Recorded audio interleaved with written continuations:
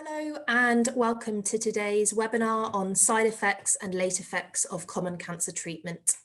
I'm Zara Gross and I'm the Early Diagnosis Lead in South East London Cancer Alliance, and I'm joined by your two speakers, so Dr. Winnie Kwan, who is the Bexley GP Cancer Lead and Education Lead in South East London Cancer Alliance, and Dr. Esther Appleby, Lewisham GP Cancer Lead and Personalised Care Lead in South East London Cancer Alliance. So I'm just going to go over a couple of housekeeping rules and just to touch briefly upon the evaluation form. So by default, all viewers are muted and your cameras are off. And this is just to make sure that we've got clear communications and also privacy. If you have any questions during the webinar, then please click the Q&A button, which is at the bottom of this screen. If you'd like to discuss anything with audio or video, then please indicate this when you ask your question in the chat box. We'll cover questions either during the recording, and I'll touch upon that in a minute, or after the recording. And if you have any technical issues at all, then please let us know via the Q&A button or via email. And finally, the presentation will be recorded.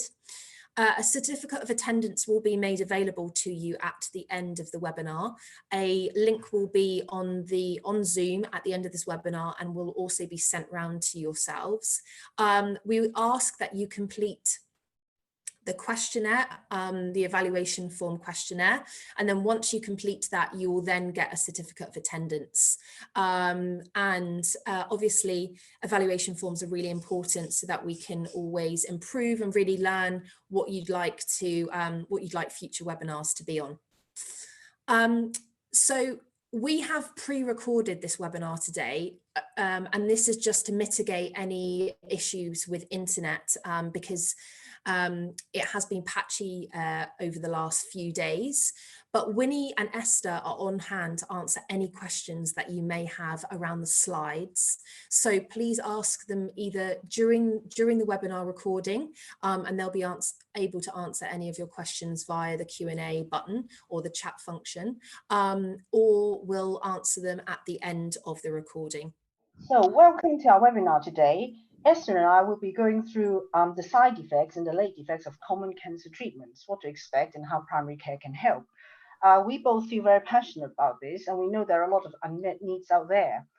And Esther and I also attended the Gateway C Managing Physical Effects online module, which we recommend to everyone. And we have taken on some learnings to share with you today. Excuse me. So this session will cover the overview of the scope of consequences of cancer treatment in primary care, the management of side effects during treatment and the UKONS triage tool, the end of treatment summary from secondary care, identification of some common late effects of chemotherapy, hormonotherapy, radiotherapy, and immunotherapy, and a case history of Esther's of a patient with late onset effects linked to previous cancer treatment. And also some practical steps that practices or PCNs can undertake to address patient needs. We will also show you some management strategies for some of the common consequences and self-management and lifestyle resources. And we will also signpost you to a lot of helpful resources for both yourselves and your patients. Okay, so what are we talking about? So these are side effects, long-term effects, late effects. Really, they are all consequences of cancer treatment. We're only splitting them in terms of when they arise with reference to the treatment. So side effects is the unintended effects. They may resolve and they may persist or they may improve. Long-term effects usually begin during or shortly after treatment, lasting for more than 6 months. And the late effects could be they may not happen for years. And one of the focus of this webinar is to raise awareness of these late effects. Next one, please, Sarah. Yeah, so at least 500,000 people in this country experience long-term health condition caused by their cancer on its treatment. And we've got some stats here from Macmillan. And so we can see there's a GI effects, sexual difficulties, urinary problems, lymphedema, fatigue, mental health problems, hormonal symptoms. So lots. Next slide, please, Sarah. So they just about cover every part of the body, really. And it's so important that we can be aware of this, and that these symptoms are there for years, could be for years after treatment. Next slide, please, Sarah. So something like 35 per 1,000 people on our list survive cancer, and this is set to double by 2040. And half of them would have been diagnosed more than 5 years ago, and many of them have unmet needs. So they may have been cured of their cancer, but the needs are still there. And people who've had cancer consult ourselves more, and also they may come to us with acute side effects during the treatment. Now, in theory, they are meant to go back to their CNS or their treatment team, but it could be after hours, and we may come across adverse effects. So here is the UKONS, which is the UK Oncology Nursing Service triage tool.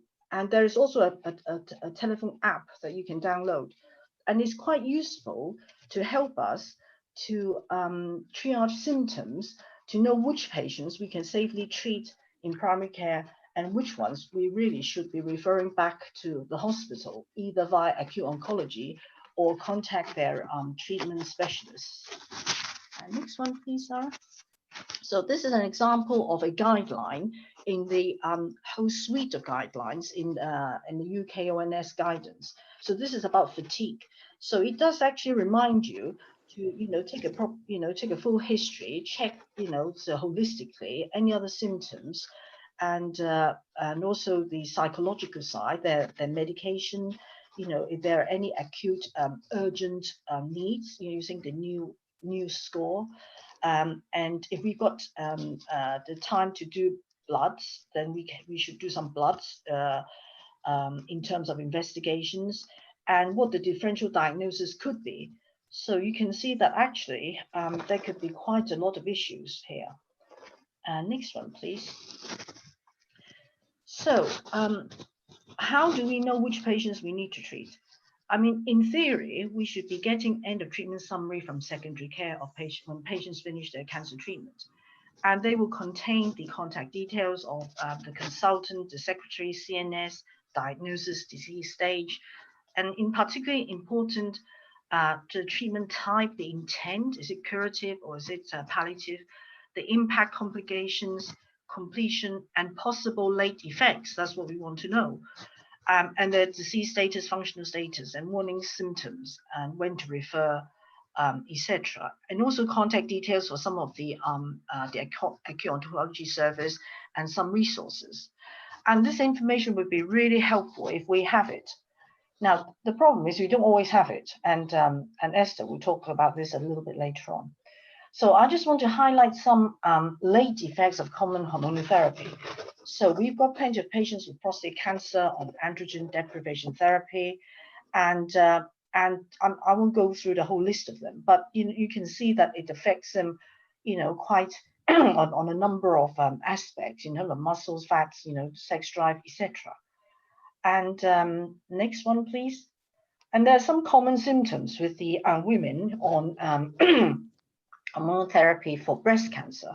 So the osteoporosis, the fatigue, and they get joint pains, menopausal symptoms, hot flushes. There's definitely some similarity there. Next one, please.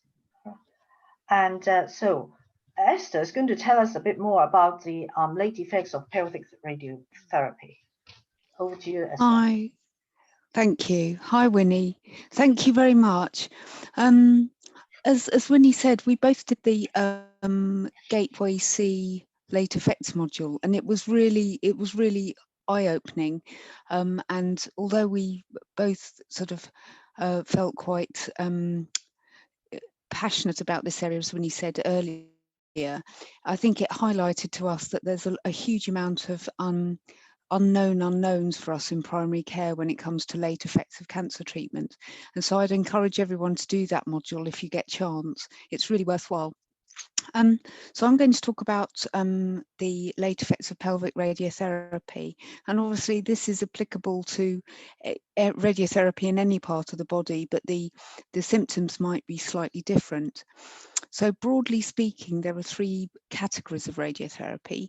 One is the photon radiotherapy that we're all more familiar with, which is multiple beams crossing at the highest, crossing at the cancer tumour, where it delivers the highest dose.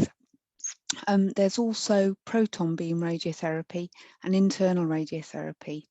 So as I mentioned, photon therapy is the radiotherapy that we're most familiar with, and it's multiple beams that cross, and the area where they cross is where they deliver the highest amount of energy, which is focused on the tumour. But obviously they do damage to surrounding areas. The other, so depending on the site that the radiotherapy is delivered, it's going to have an effect both acutely and in the long term. Acute changes, most people present with extreme fatigue, and it can go on for months afterwards. And it's something that people are very, very rarely prepared for, the extent of the fatigue that takes place. They can also get swelling or damage to the tissues at the time, and GI or urinary symptoms, particularly if it's in the pelvic area. In the longer term, there are often long-term skin changes, which are described as tattooing and hair loss. It can have quite a profound impact on fertility. A lot of women who've had pelvic radiotherapy will go on to have persistent vaginal dryness or discomfort. And in some cases that can make intercourse extremely difficult. It can have an impact on erectile dysfunction for men, urinary and bowel symptoms in both men and women. It's very important to consider that pelvic radiotherapy can actually increase the risk of bowel cancer as well. And so if people present with new symptoms, particularly bleeding or change in bowel habit, we need to not only consider the late effects of that, but also the potential for bowel cancer or anorectal carcinoma. And so think of FIT, and if positive, doing a 2E weight referral. Thank you. The other area I was going to talk about was immunotherapy, and this is something that is it's a relatively new area in cancer treatment, but also it's particularly new for us in primary care, because we're still having very few patients that are actually having this treatment, and it's not something that has been included in much of our medical education so far. So what immunotherapy tends to do is actually use the body's own immune system to attack cancer. It can work by activation or suppression, and it's often very, very targeted. And it's a treatment of choice for some cancers like non-small cell lung cancer, Hodgkin's lymphoma, metastatic melanoma, and some renal carcinomas as well. So it's a very exciting type of treatment. There are a number of different ways it can be used: monoclonal antibodies, checkpoint inhibitors, and cytokines. Now, monoclonal antibodies can actually deliver chemotherapeutic agents directly to cancer cells. And checkpoint inhibitors are actually one particular type of monoclonal antibody. With the cancer cells often overexpress checkpoint proteins to protect themselves from destruction by the immune system. And what checkpoint inhibitors do is they block these proteins and actually stimulate the T cells to attack the cancer tumor cells. Now, the effect of the treatment can actually be quite delayed, because it depends on the immune system to actually generate the response. But also with immunotherapy, the effects and the side effects can actually develop after the treatment stopped.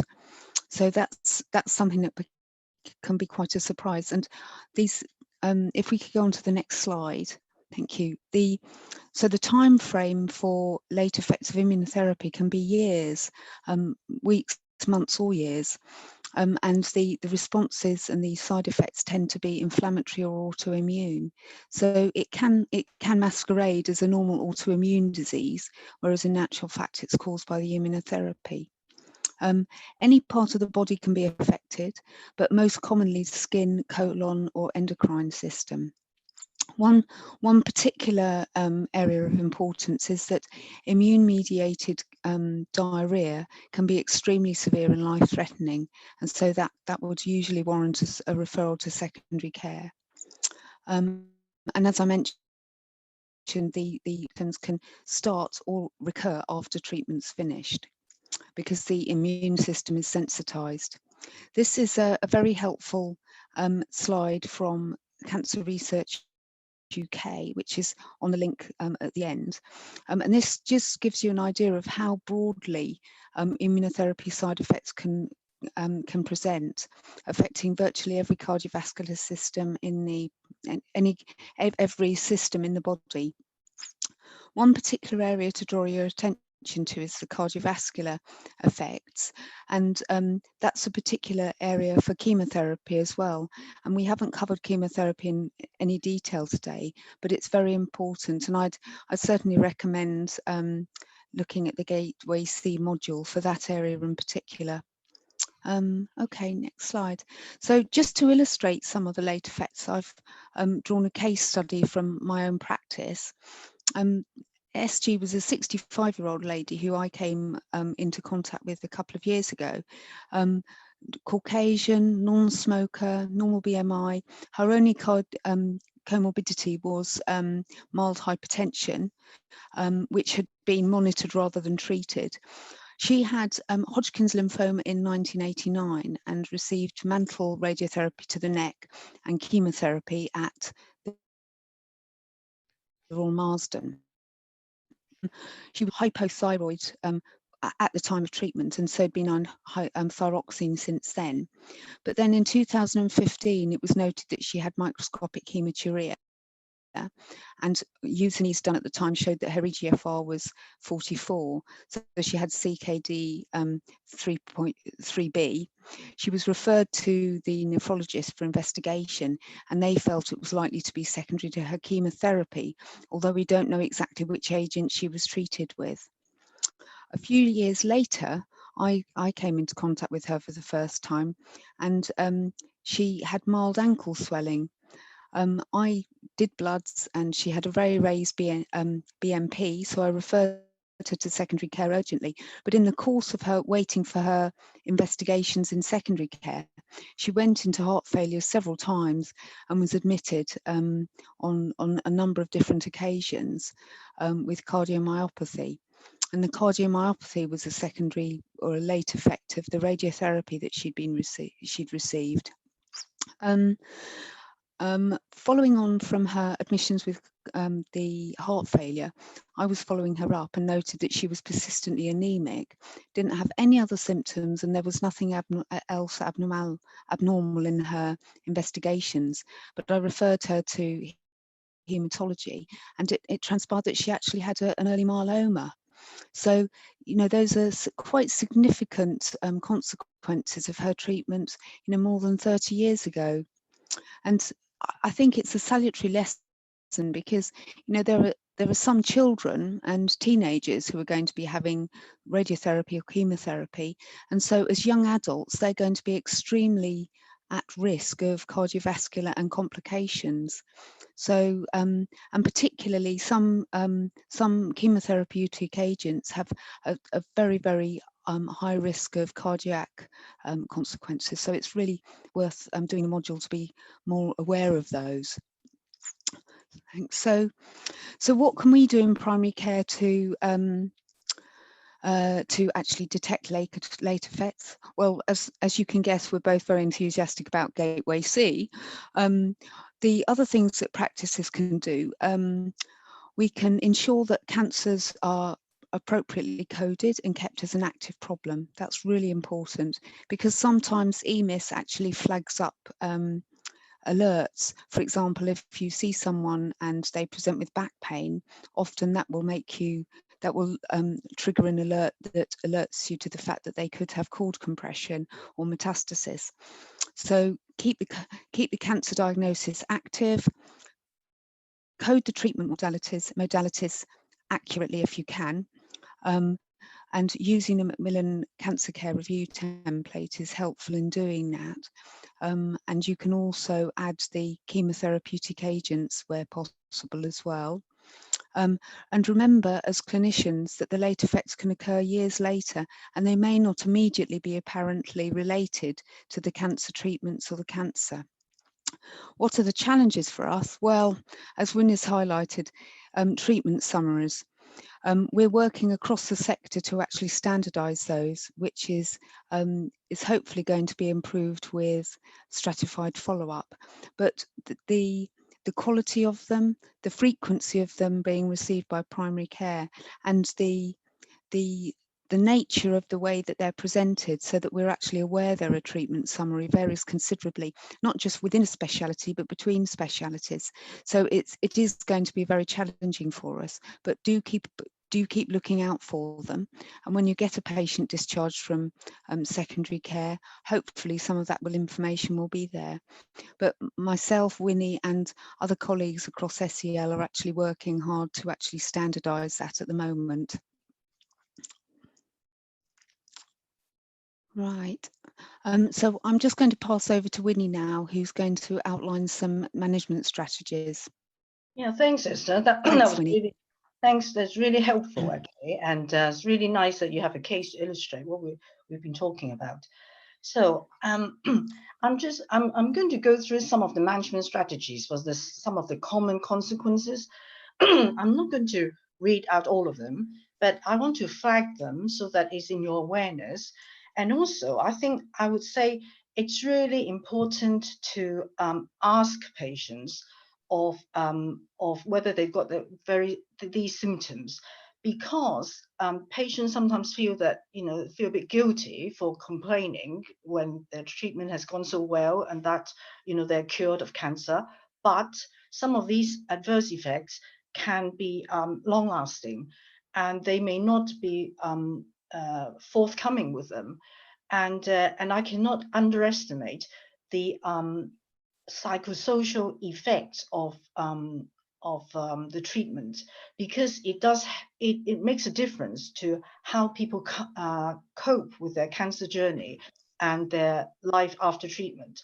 So psychologically, we know that some people have altered self-image, especially say people who have had to have surgery or radiotherapy or a stoma. Yeah, fear of recurrence is very, very common. They may not say it, but it's there all the time.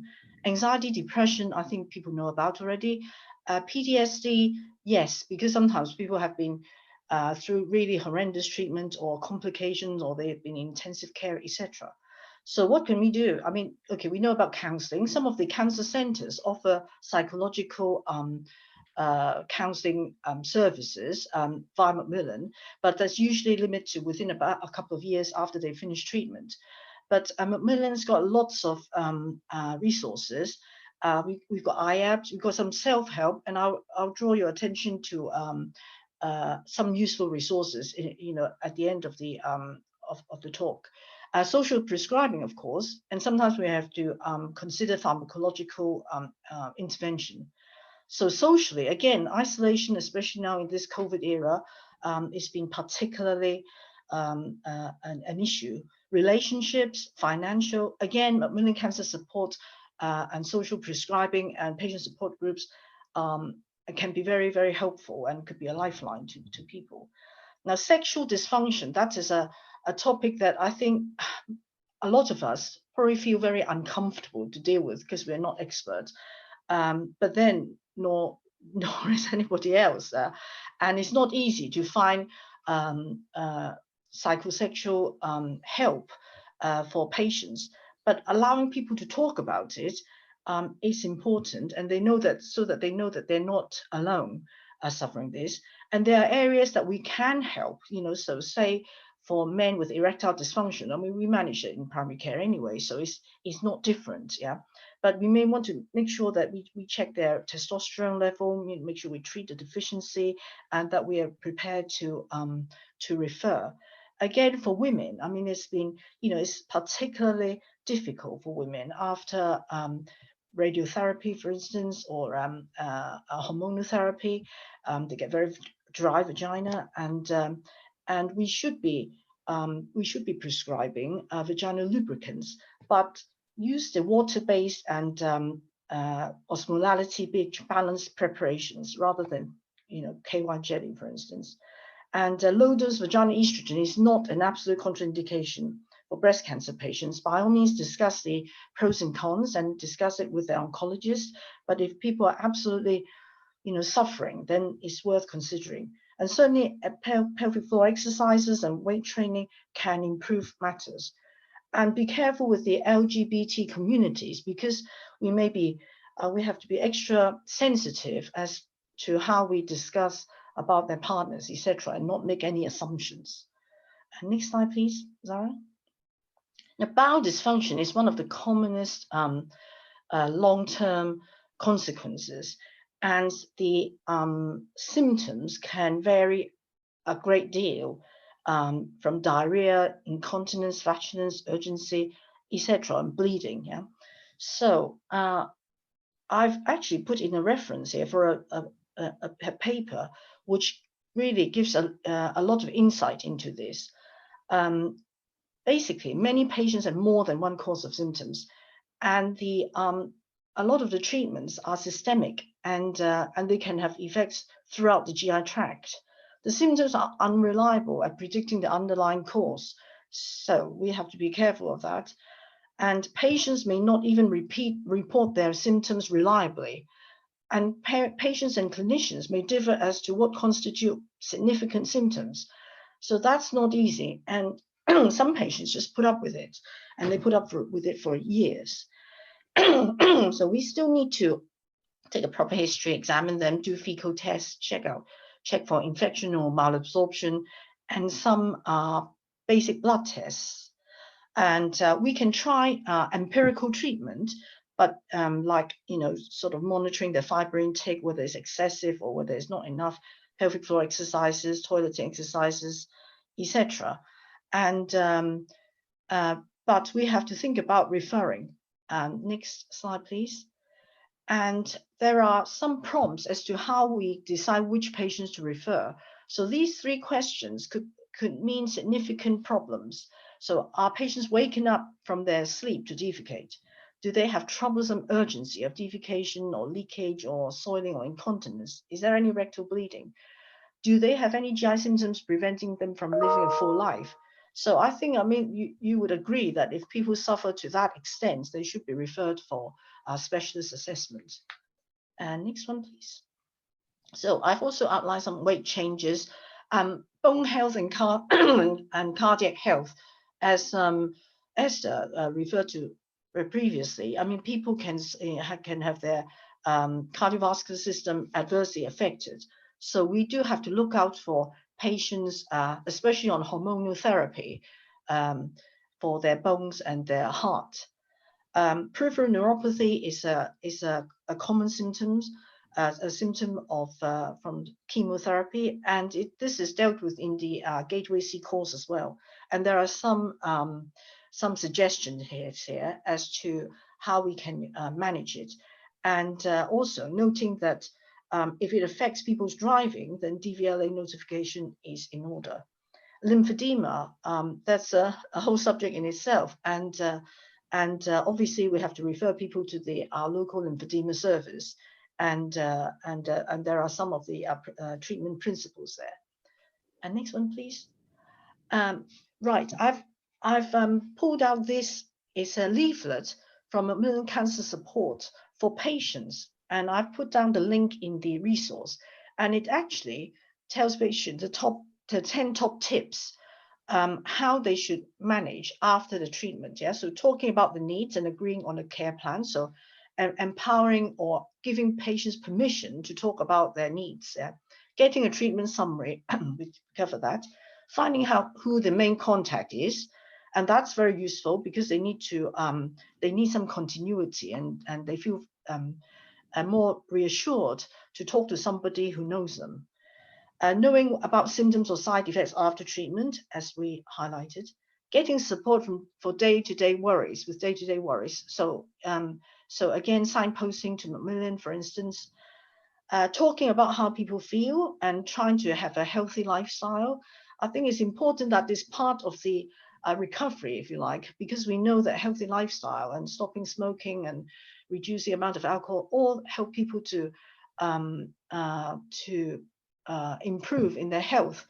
And so I'm glad that's part of it. Knowing what to look out for. So again, patients need to be able to kind of be a bit proactive in terms of looking out for themselves. Be aware of your own health and sharing your experiences. And that is very, very helpful for people. So this is actually a nice little leaflet. And as I say, you can actually get it printed out or refer it to patients when they finish treatment. And next one, please. So these are the resources. The first one is the Gateway C link.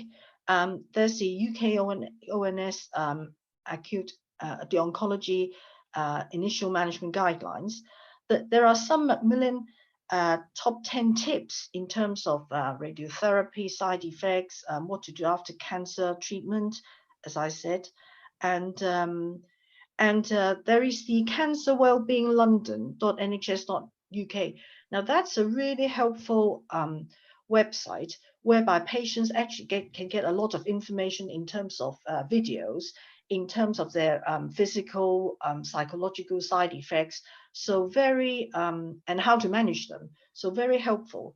So the two telephone numbers there is actually in our South East London Cancer Alliance FAQ bulletin as well.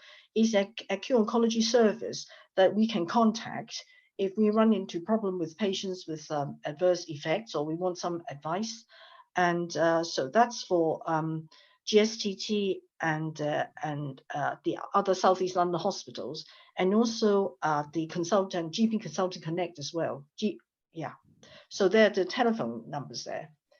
And we've also got some immunotherapy resources because it's something still quite new, and we don't, we're not that au fait with immunotherapy.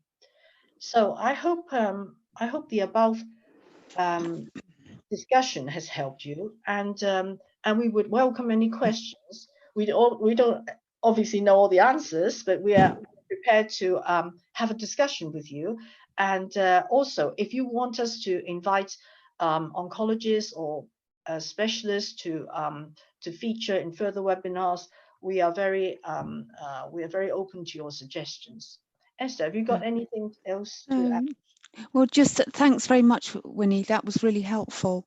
I think one thing that it's highlighted to both of us is that there's so much to know about this area, and potentially so many late effects that can occur for patients depending on what treatments they have. And so I've found it a really effective learning way, doing various modules and reading some of these resources. So it's certainly worthwhile doing. No, thank you.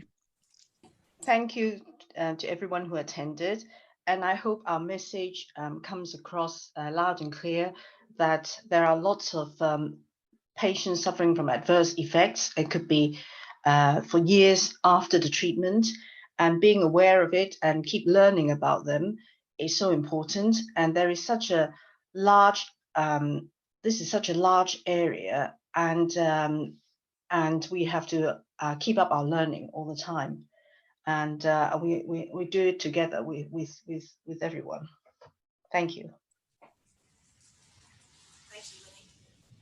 Yeah, the only thing I would add was that we didn't really cover specific chemotherapy agents in great detail, or any detail really today, and so it's really worth being aware of those as well and taking some time to look up about the late effects of those. So yes, worthwhile doing. Thanks very much for coming. So this recording will be available on our webinar YouTube channel. So the link to that will be sent to all of the attendees after this webinar. And as I said, there will be an evaluation form link. Please complete it. And any of the slides, all of the slides will be available afterwards. And also we'll send around the links that were embedded within the slides as well. So you have all of those. But if we have no other questions, I would just like to thank our panelists. It was really, really interesting. And we've just had some feedback saying that it was very thought-provoking. And I think other participants will probably think the same as well. So thank you, Winnie. Thank you, Esther. And if you are interested in attending any more of our webinars, then I will send around the links to future webinars within this series. So thank you very much, guys, and have a lovely rest of the afternoon. Take care. Thank you. Bye-bye.